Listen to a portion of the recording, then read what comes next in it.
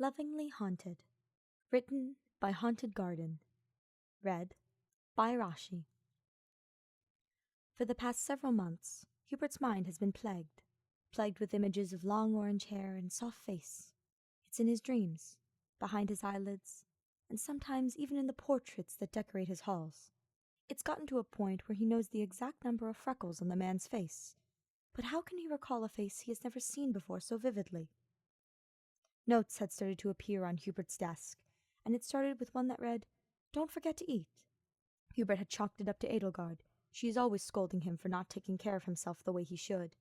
Then there was another, and then another. Every day, never exactly the same, but always similar in nature. "Don't forget to eat," or "You can't survive solely on coffee," or "Sleep is important too." The more regular they became, the more he knew it wasn't Her Majesty.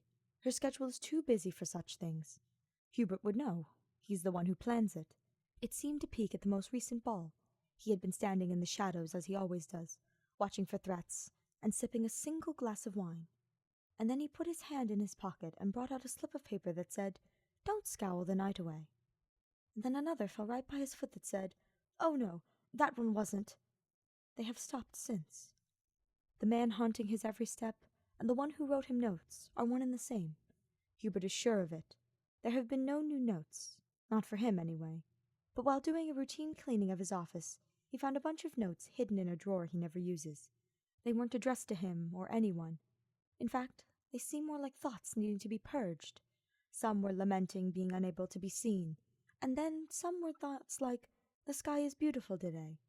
And then there was one, only one, that said, "I miss my husband." For some reason, Hubert's chest had started to hurt right after reading it. Hubert saw him. It was another year and another celebration of the end of the war. He was getting ready in front of the mirror, and after adjusting his cufflinks, he looked up, and he met the most gorgeous eyes he'd ever seen.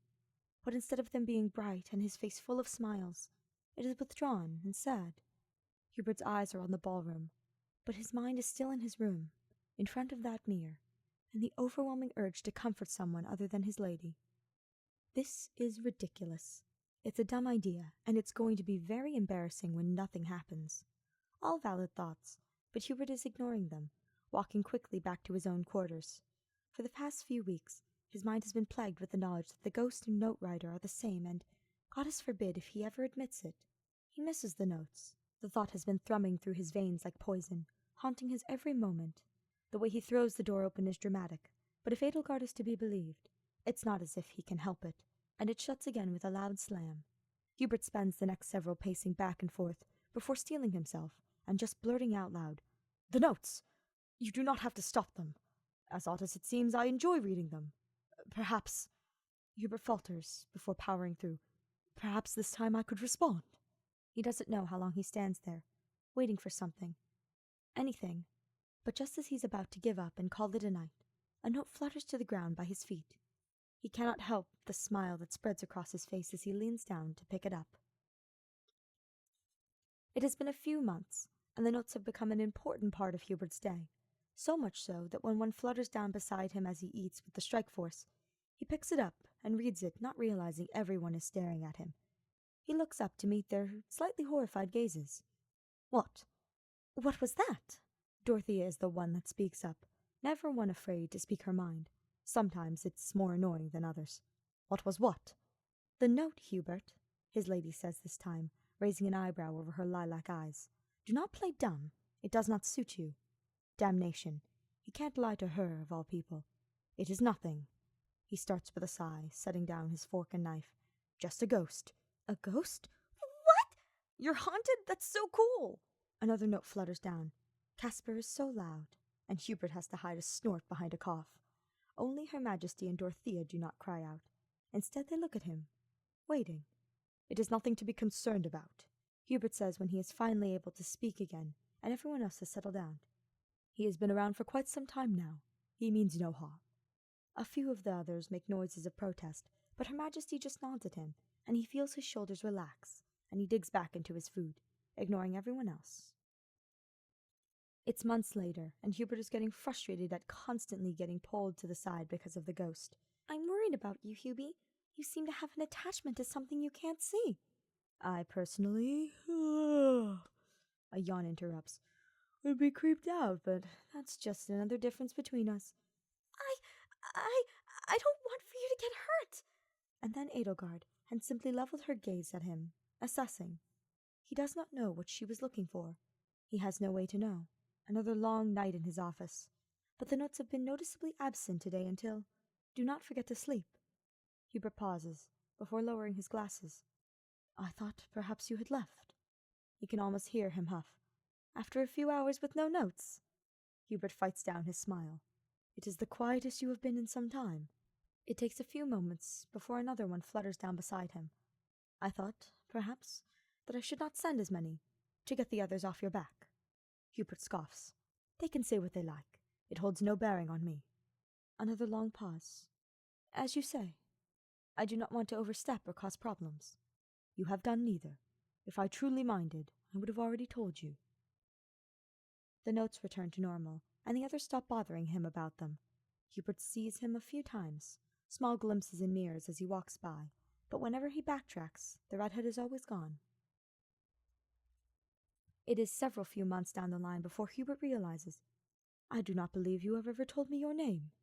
Hubert is standing in front of the mirror, attempting to tame his hair. It has grown long, and he makes a mental note to ask Edelgard for a haircut.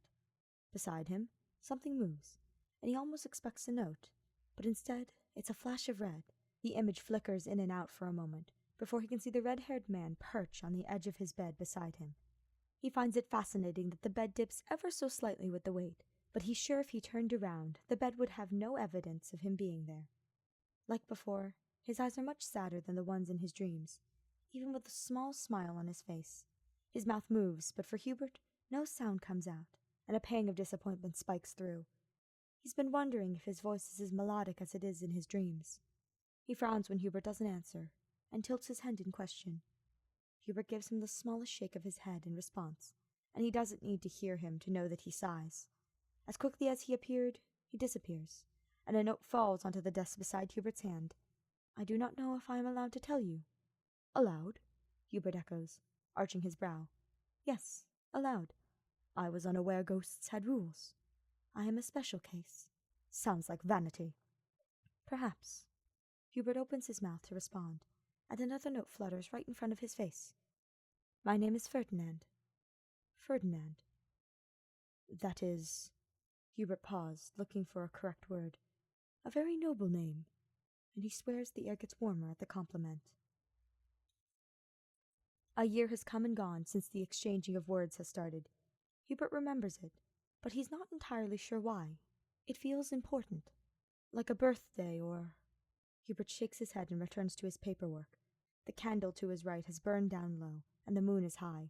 It has been oddly silent today, and Hubert has to try to bury the worry? Worry for a man he can't even see, and whom he can't even properly speak to. A ghost of all things. But what if something happened? What if... The pen in his fingers clambers on the desk, and he drops it in surprise. Hubert leans back in his chair and places a hand on his chest. An odd ache has finally settled in it. Hubert only worries about a handful of people he cares about, his family. But this is different. It feels... No, that is not possible. Hubert shakes his head and reclaims his pen with his shaking hand. Hubert's hands still have the smallest tremor as he buttons his nightshirt. The tiniest glimmer of sun is starting to peek on the horizon, but Hubert is not unused to going to sleep as it rises. The ache is still the same as it was a few hours ago, and the same silly thought has also yet to leave. Love. How can someone love someone they've never even properly spoken to? Someone who isn't even alive? Someone... Hubert freezes, his eyes glued to his mirror. There he is, in all his glory. Ferdinand von Eyre, the love of his life, with golden orange hair and beautiful eyes, and a smile Hubert would crawl through hell for. A man who is very much not dead. I remember you,